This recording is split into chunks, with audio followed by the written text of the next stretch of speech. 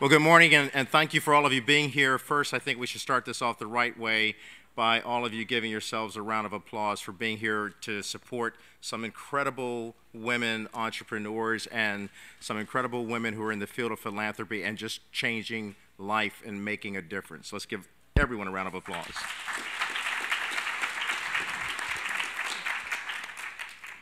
So we're going to start by hearing from the panelists, and they are incredible ladies. I would like all of them to take a few brief moments to introduce themselves. We'll begin with Sophia Swire, and she is just an incredible lady. And Sophia, why don't you begin by telling us what you do and why it's so important to you as well as to those of us who really appreciate your work. Thank you very much, Kelly. I've spent the last 25 years, most of my adult life, trying to combat extremism in the Afghanistan-Pakistan region through a combination of education for girls and more recently economic opportunity and job creation for boys and girls in the artisan space in Afghanistan. I've spent the last 8 years working with jewelers and gem cutters and artisanal miners, trying to help them unlock the economic potential of their massive gemstone mineral resources.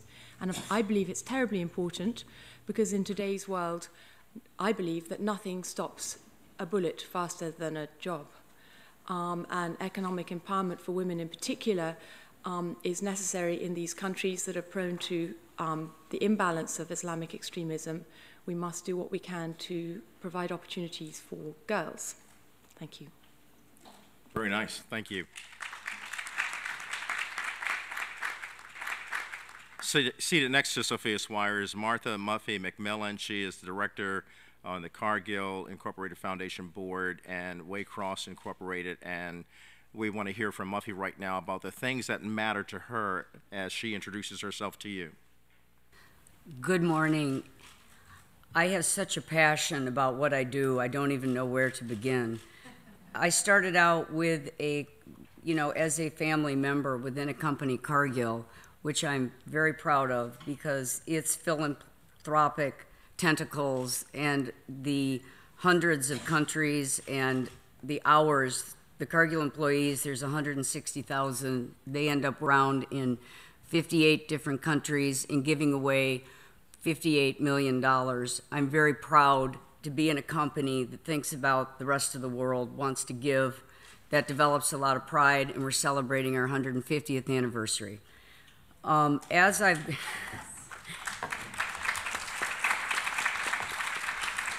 mention Cargill because through the company and giving and being able to support everybody around the world, from farmers to women to entrepreneurs, I got involved in an organization called Opportunity International, and it's in microloans, and it is in 30 different countries, and this is about women.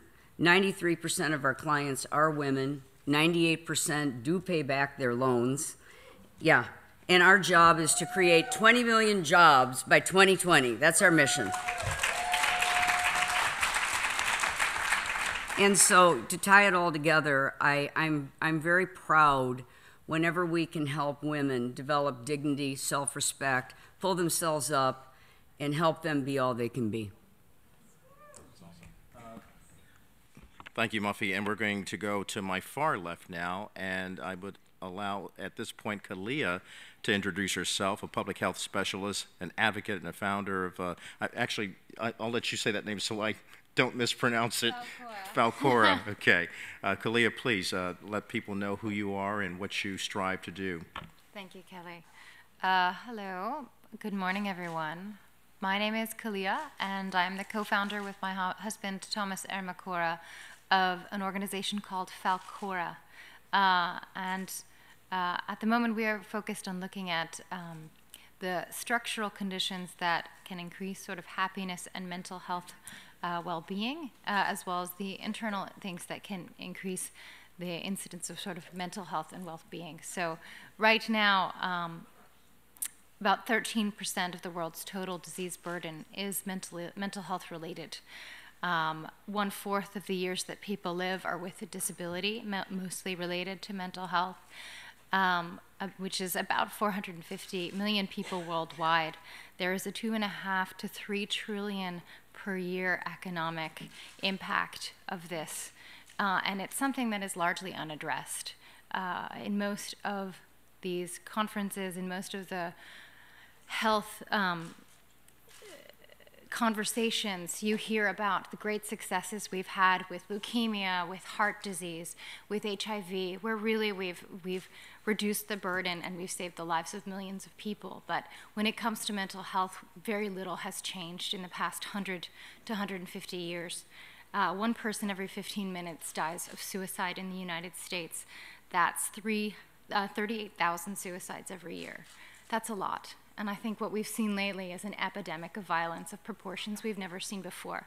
So with Falkora, we're really focusing on different ways to address this issue of mental health, which affects everyone. And literally 1 in 5 of you will be impacted directly by this at one point in your life.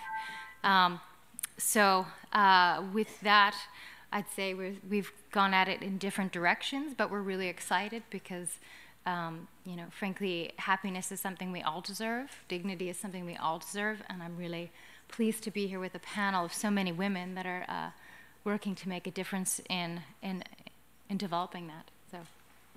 Very good. Please.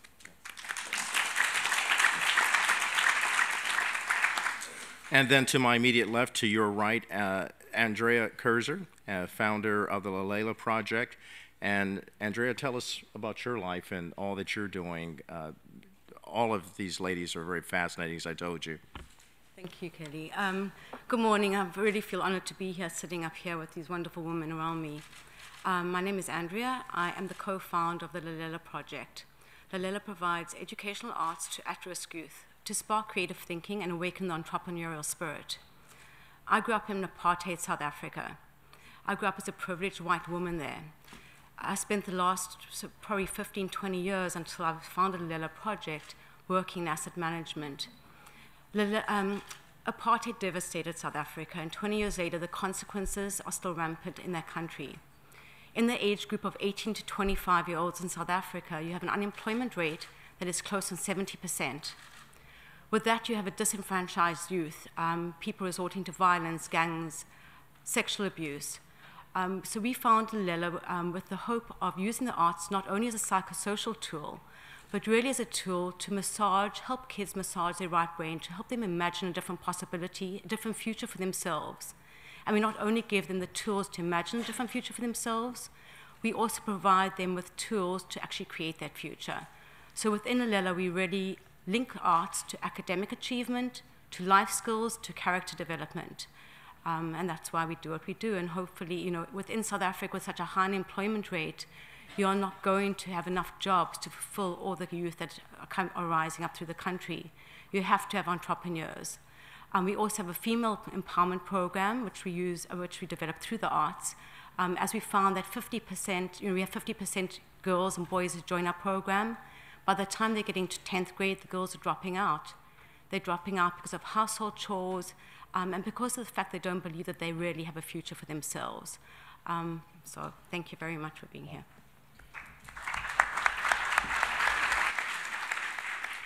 So as we've heard, so many different disciplines, yet very interchangeable, and it talks about our common hope and our common good, our common ground, is to see how these ladies apply gifts that matter.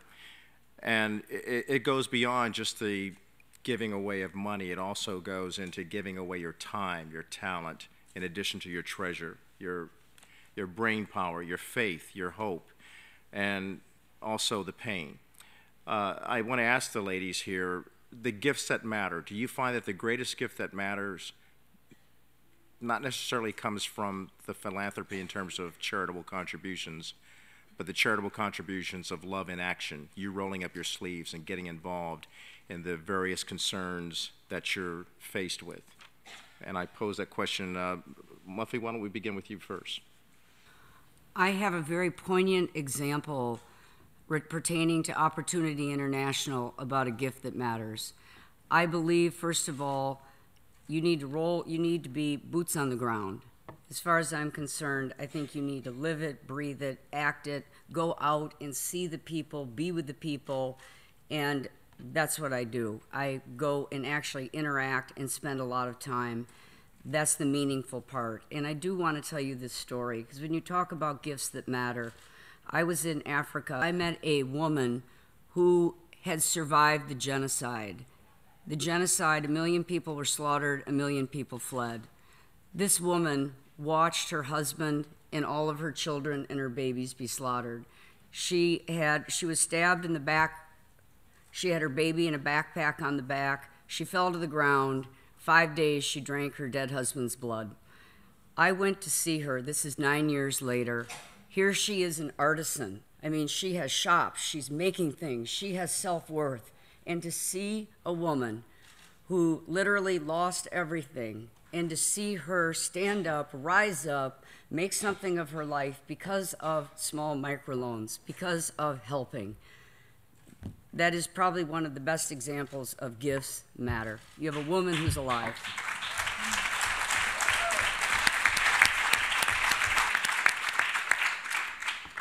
And certainly that is a powerful story, and it's a powerful story that happens here and now.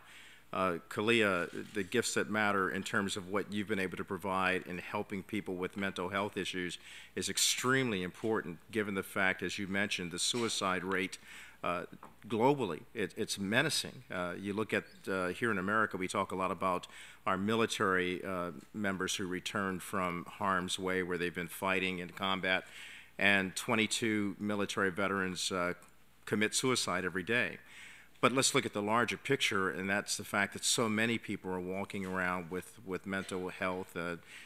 We just heard Muffy talk about a woman who certainly went through a devastating situation, and her story reminds me of the phenomenal woman, and still I rise. But there are some people who do not rise. So your efforts in terms of philanthropy and gifts that matter, what are the gifts that truly matter in terms of dealing with the mental health issue?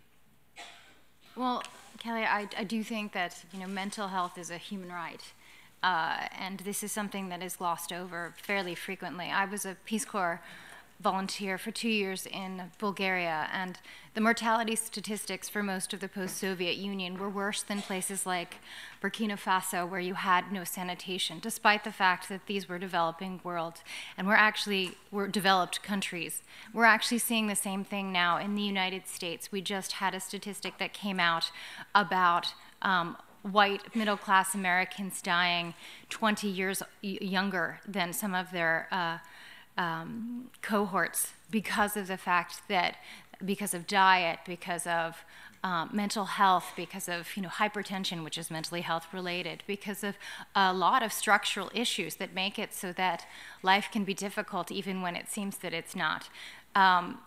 So I think you look at this, and for example, when I was in Bulgaria, there were two things that were going on. I had a multi-drug resistant lung infection, which was obviously very dangerous, and that's an infectious disease kind of issue. This is something that we have to work on as a society, because obviously with antibacterial resistance you have problems like this. But the other one was actually a mental health issue, which was much more entrenched and harder to deal with. But this is one that I've turned around to look at, because infectious disease, we know where it is, we know how to stop it, we know where to find it, but mental health issues are like a net.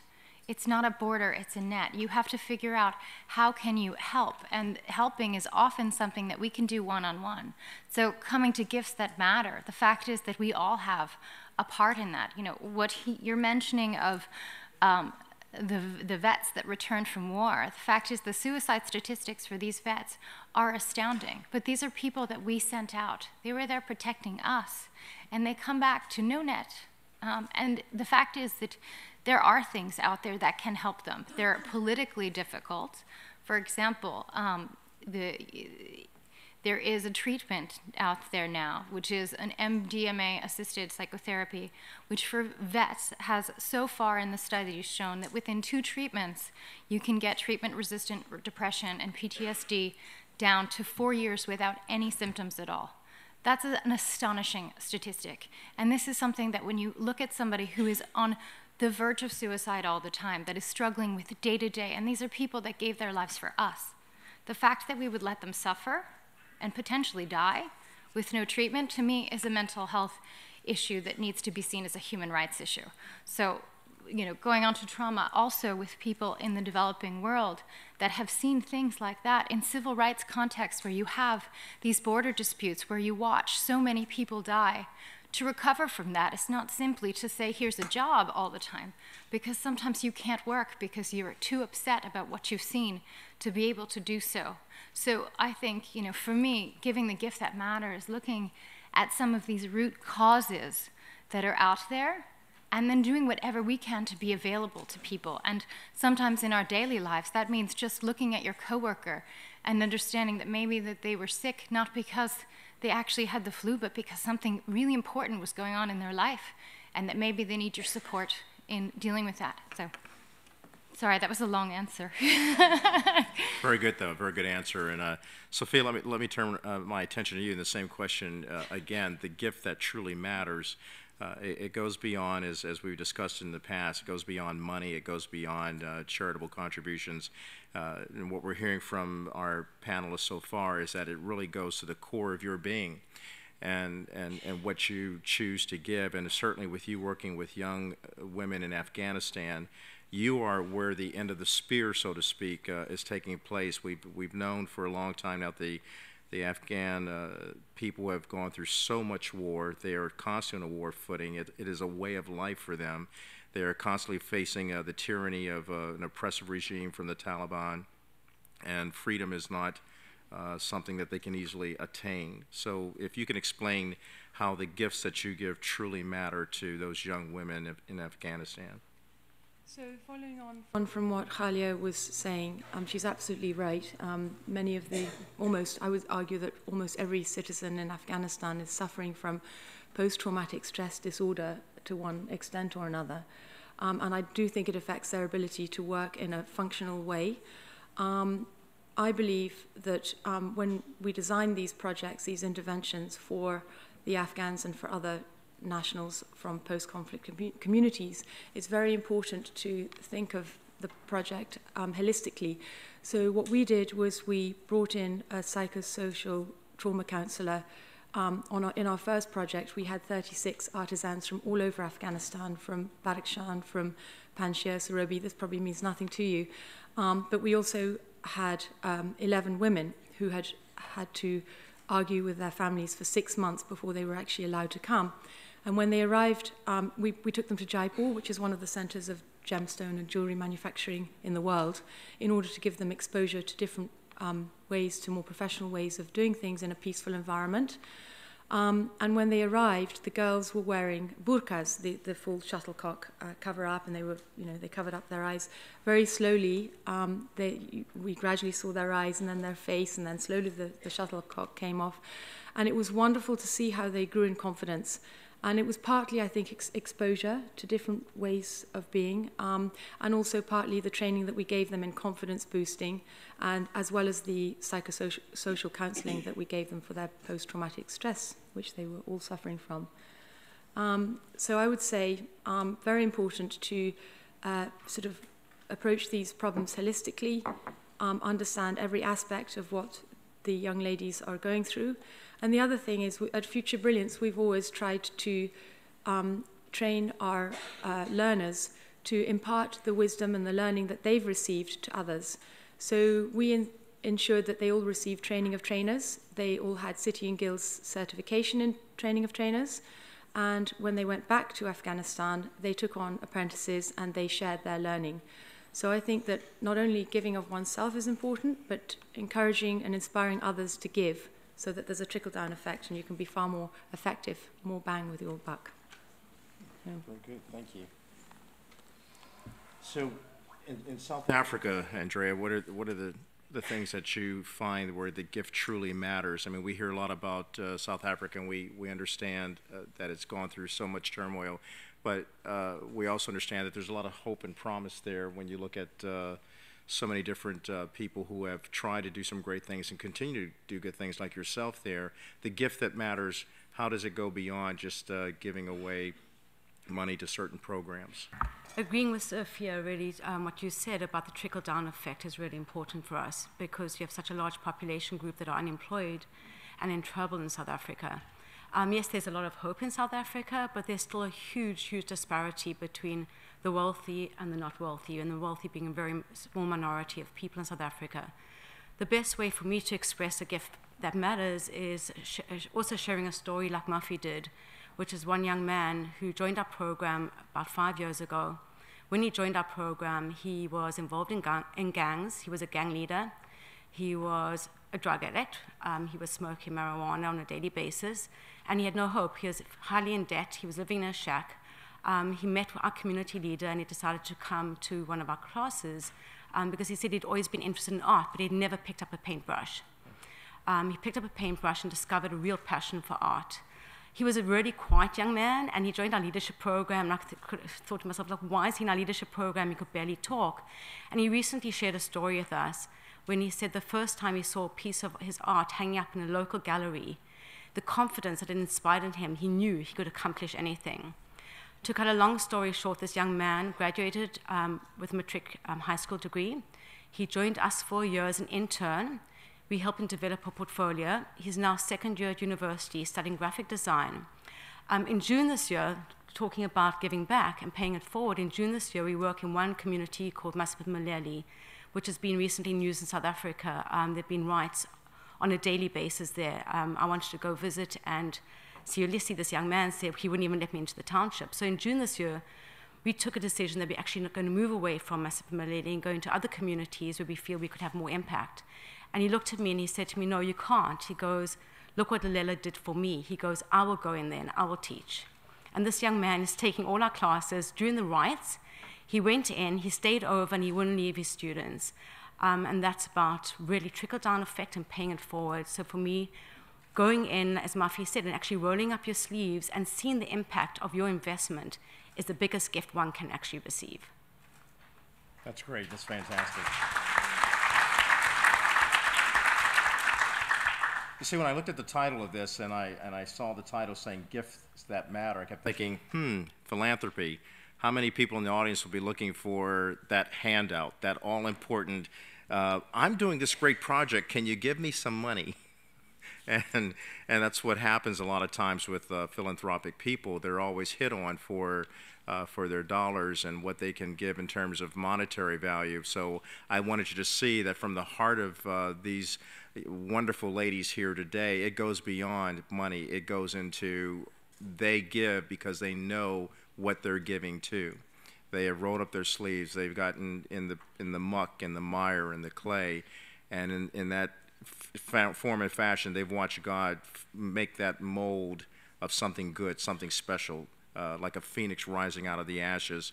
But I know there's some people here who are curious about what these kinds of groups look for, and so I'm not monopolizing their time and telling you what I think the group should look for. Muffy, I'll ask you, what do you look for in an organization, a nonprofit organization that's trying to find its way and perhaps teetering on the edge financially, and yet they're still doing a great work? What do you look for that causes you to say, we'll partner with you, we'll give to this to make sure that it gets up and running?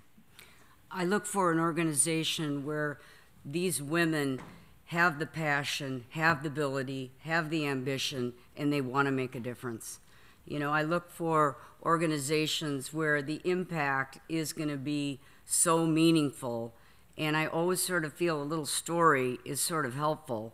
And I was in Nicaragua, and it was a very interesting situation because my father had passed away just recently, 5 months, and I'm standing out in these fields, and the farmer is harvesting yucca. And he is so excited about this yucca he's harvesting. He can feed his children. He can make a difference with his family. And then all of a sudden, Opportunity International, which I did not know at the time, with their passion, they were developing a machine, very rudimentary machine, to crush this yucca. That same day, I had no idea that Cargill was right down the street.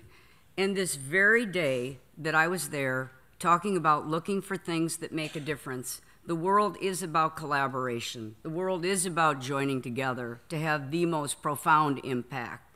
That day, it was so amazing.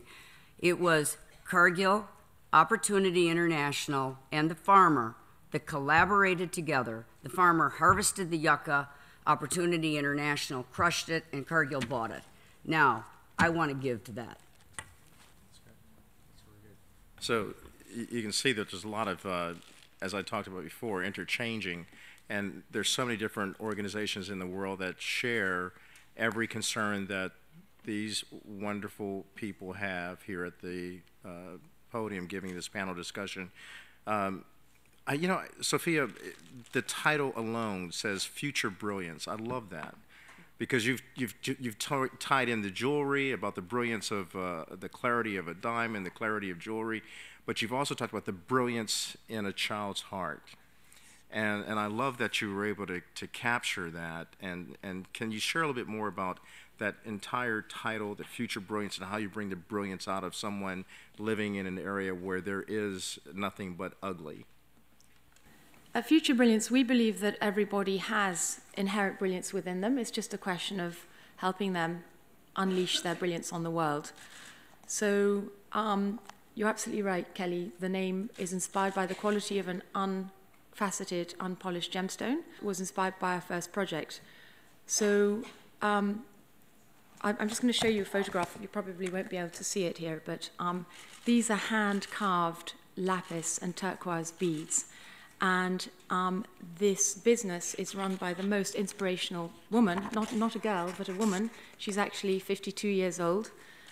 She's illiterate, and she's known as the commander in her local village because she runs the economies of her local village and also the neighboring village. She was one of our beneficiaries. She came to Jaipur and trained with us for 6 months, and I'm very proud to say that she's behind this effort to unleash the natural brilliance of Afghan women.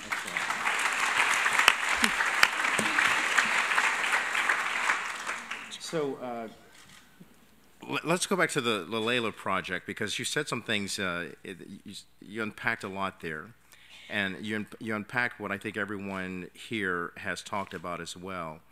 And we haven't mentioned that, how you have brought together a project in South Africa that provides mentoring from the aspect of helping a young child see that they can have a future and a hope.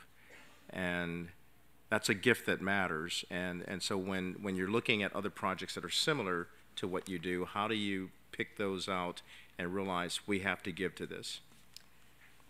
Thank you, Kelly. Gotcha.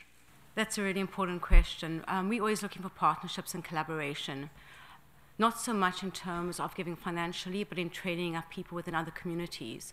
So we look for other youth empowerment organizations that are showing a measurable impact in the communities in which they work. Organizations that have the same intended outcome as we do, but that do not provide the arts. So we go into these communities and partner with other organizations in order to sort of provide a more holistic education to the youth that are really highly in need.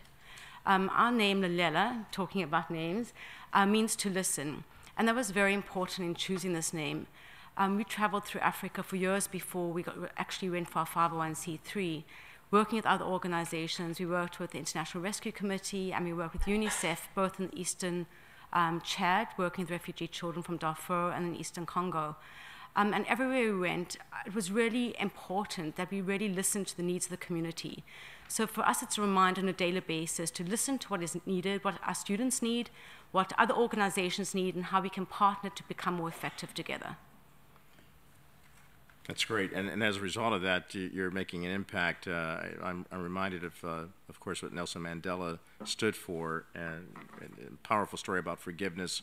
And it's painful to forgive, but it's even more painful if you do not forgive, and that goes directly to a mental health situation as well, Khaliya, because the capacity to forgive actually helps one overcome their past, to realize that they have a wonderful and bright present and can create a great future. So when you get into the mental health issues, part of the problem that we have is that a lot of times when we return from war or we return from a very difficult situation, we have not forgiven ourselves. So we have not accepted ourselves. Consequently, we go through some very difficult times. So how does your gift that matter reach out to organizations that are putting funding into the research of mental health, and not only funding into the research of it, but also into how you can dispense it? For example, you were talking about the medical breakthrough that you can stop suicide with treatment. Yes, well, first I just want to say thank you to everyone here, because in some ways you've hit upon the things that matter in mental health. You know, rolling your sleeves up, grit, working out what it is that needs to be done, and just doing it, applying yourself. And then with Sophia, just the brilliance in everyone, that we're all these rough diamonds that have the opportunity to become something beautiful if the effort is put in there, if we're given the support and the nurturing that we need. And with the creativity, that actually everybody needs to feel dignified and to feel like they're self-expressed, and often that's in creativity or in some sort of an outward projection of who you are. So to come to, you know, gifts that matter, I think everyone here is giving a gift of themselves by, you know, really making a point of what matters in a human, and respecting that and cultivating that. And in philanthropy, it's the same. You know, if you want to get involved with something, if you want to give, you give of yourself, you can give of your money, but it has to be something that really impassions you. Because if you care, it's your own diamond that's shining brightly. If it's something that you're just giving money to, you're not going to give as much as you would, because you're not giving of yourself, and you're not giving of sort of what you have that's so special. So in mental health research, yes, we have some really groundbreaking drug therapies that are out there now that need all of our support, so that we can have the kinds of breakthroughs we've had in HIV, leukemia, heart disease. This is really something that is on the agenda right now that we all need to help with. But there's other ways. When I first started getting involved in entrepreneurship, I was one of the founding board members of Venture for America, and it was quite literally that I went to a luncheon and they said, "We have no diversity on our board." And I said, "Well, you know, I'm female, Muslim, not really in the tech community, but I used to be in computer science. I'm happy to join because I like you." He said, "Sure." This is now in the White House. He's one on the Innovation Entrepreneur of the Year. I mean, this is Andrew Yang. It's now billions of dollars a year in terms of a philanthropy. It's become huge, but it's because you had early support, and because it was, you know, it was somebody that I liked, and I liked what he was doing, and it jived with who I am. So it was, you know, a mutual situation of brilliance. But in terms of mental health, I think it's really that we all have the opportunity every day to be a part of making somebody else's day better. You know, the biggest predictor of happiness is the 6 people that are closest to you, your support network. And we all have the opportunity to be that person. It's projected that by 2030, 1 in 5 of us will have a major sort of depressive episode. Let's stop that. Let's be nice to each other. Let's support each other. My, the time flies, especially when you're learning something, and when the learning is fun, and when it's fundamental and it gets right to the core. So let's see if I can wrap this up very quickly. I can't speak better than these ladies have spoken here today. These women are incredible women who are doing, in my opinion, God's work, and I don't throw that out easily. Because I think God is so much bigger than me and deals with things. And yes, I do talk about that. I'm a newsman who believes in the power of the good news. Oh, well, you have to live with it since I have the mic. But I would tell you that the reason why I have enjoyed this panel, the reason why I've enjoyed meeting these 4 incredible women, is because they remind me of my own mother. My mother gave me the gift that mattered, and that was love, and that was life, and that was her courage. And I won't get into all the background about why my mother is so special, but suffice it to say, my mother overcame a whole lot to make sure that a young black kid growing up in in the hood could actually grow up and to do some good. And I stand before you today as a man reared by an incredible woman of faith, a woman of hope, a woman of love. And so I'm going to close with this because, Khaliya, you hit the nail on the head. Be available to people. Muffy, you talked about it. Sophia, Andrea, all of you are doing that. You're available to people. And as a result of being available to people, you are bringing about a future brilliance. And it's a whole person concept. You talked about holistically. It's mental health, it's physical health, it is spiritual health. So I'll close with this. My mother always said, wherever you go, realize that you're an uninvited guest into someone's home, be on your best behavior, and then let people know, if I can help somebody as I travel on, if I can help somebody with a word or a song, if I can help somebody who is traveling wrong, then my living will not be in vain. If we can help each other, God bless you. Thank you.